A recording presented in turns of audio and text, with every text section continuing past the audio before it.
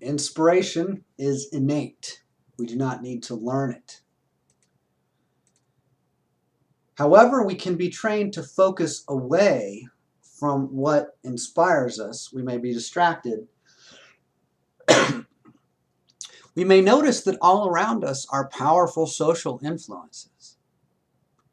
Certain people and groups have guided our attention and our behavior, maybe to bring us to introspection and calm, and not so much jumping around from subject to subject. Or maybe to tell us all the different subjects that we should be interested in. Certain people and groups influence our attention and our behavior.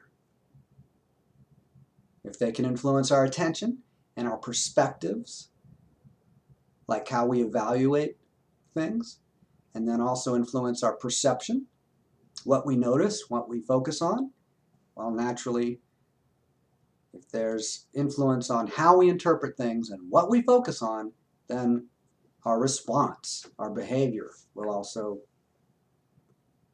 be altered by various powerful social influences. Like what? Well, in our families, schools, and churches, we may be trained in various forms of what I will call idealism. Idealism means a specific model or pattern of how to relate. I often will say idealism has to do with an idea of what should be, what to expect, what is supposed to be, what I presume to be, or what I insist should be. Idealism organizes what we expect, what we respect, what we reject, what we value, and how exactly we respond to whatever we first notice and then value or evaluate. Based on what we notice, based on what we're attentive to and notice, we then evaluate it or interpret it or relate to it in certain ways, and that influences how we exactly would respond to our experience, how we behave. So we've all been exposed to these programs. The programs organize our lives, like how we use our time, how we use our money. They govern our experience. They systematically direct our values and our interpretations. They govern what we display, including what we may pretend to be. This could include emotions like happiness or calm or maturity.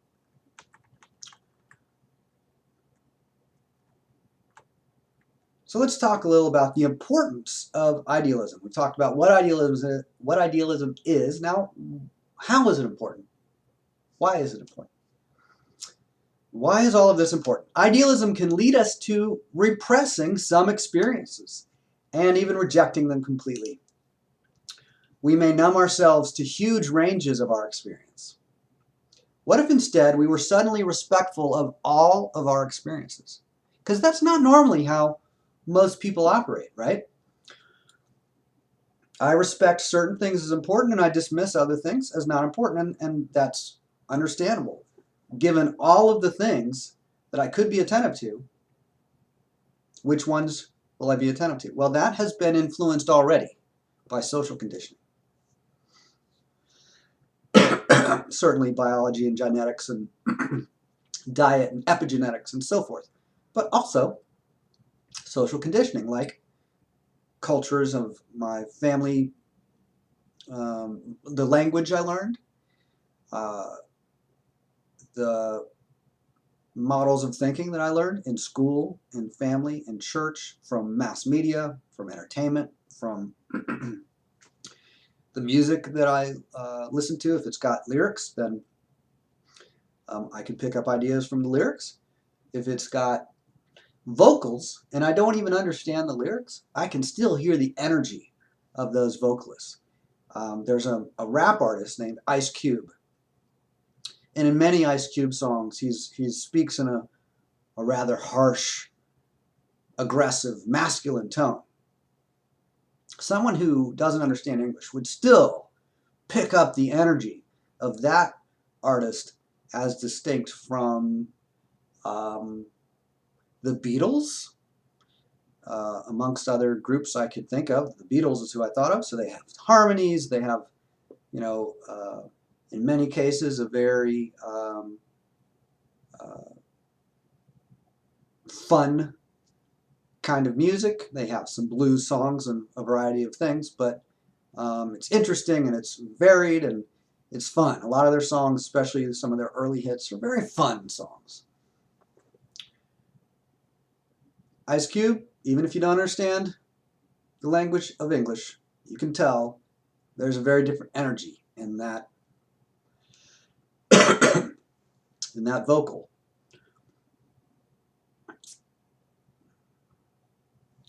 So we're exposed to patterns, and the patterns that we're exposed to they stimulate things within us. They do have consequences. So if we're exposed to heavy metal music, has a lot of anger in many cases. So does rap music, but rap music has anger in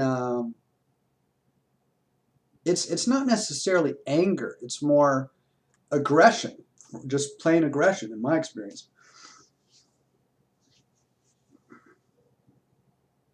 Whereas metal may be more like a lot of metal songs, a lot of the lyrics of heavy metal songs, at least like thrash metal songs, they're critical, they're condemnations, they're talking about criticisms of some aspect of society or some aspect of civilization. Other heavy metal songs might have a lot of content that's erotic or sexual or playful and fun, a variety of things. But we can contrast a rap artist like the Beastie Boys or LL Cool J with an artist like Ice Cube that is very frequently quite aggressive. The Fresh Prince did some rap songs in the 80s. A lot of them were very fun, clever songs, very lighthearted songs. Parents Just Don't Understand was one of his early hits. And the tone that the vocalist Will Smith used in those songs was very mellow and mild compared to something like Ice Cube.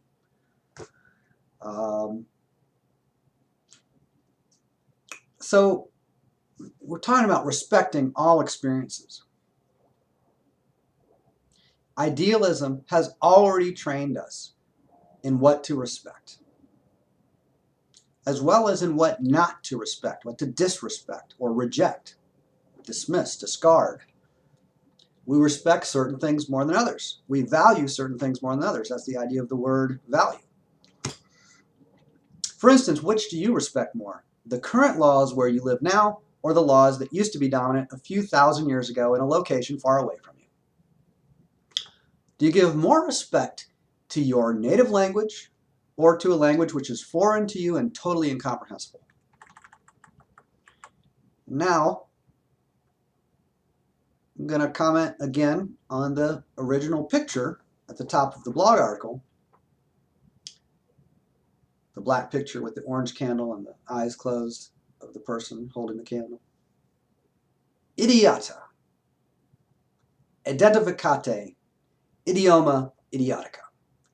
To the one who is ignorant, everything unfamiliar will be labeled nonsense, reflexively discarded as nonsense. What a fool in the dark does not perceive or comprehend,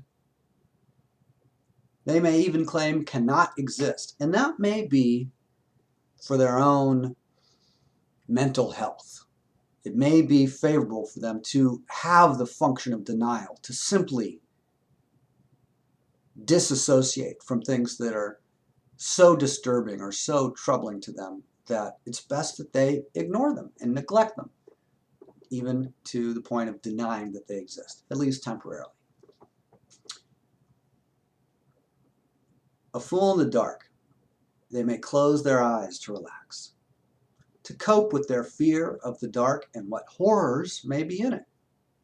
That is adaptive, temporarily. It may be useful for us to be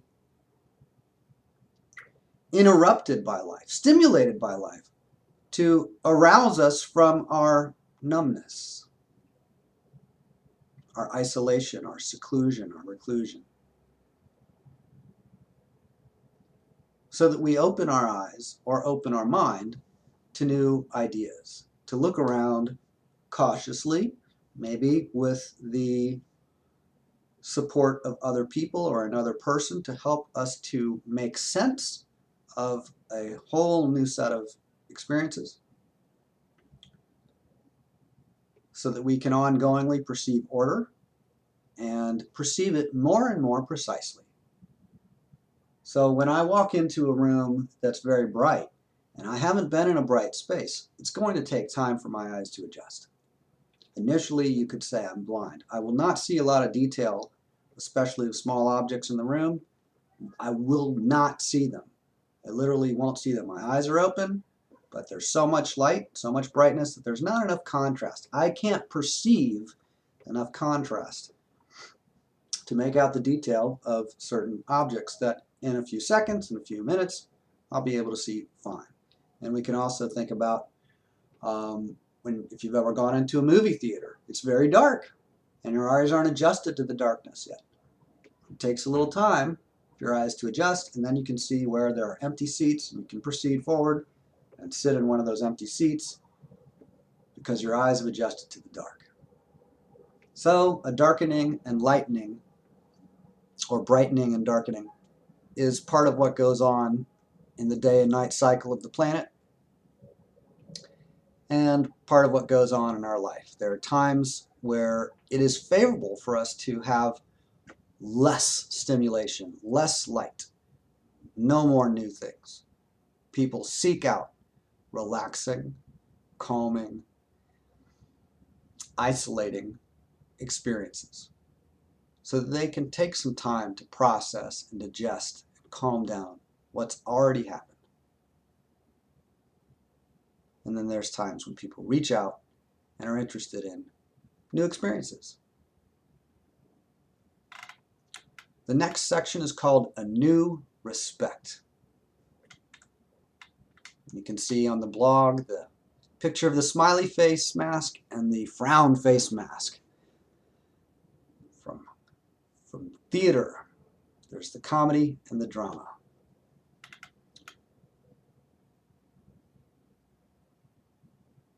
A New Respect is part 3.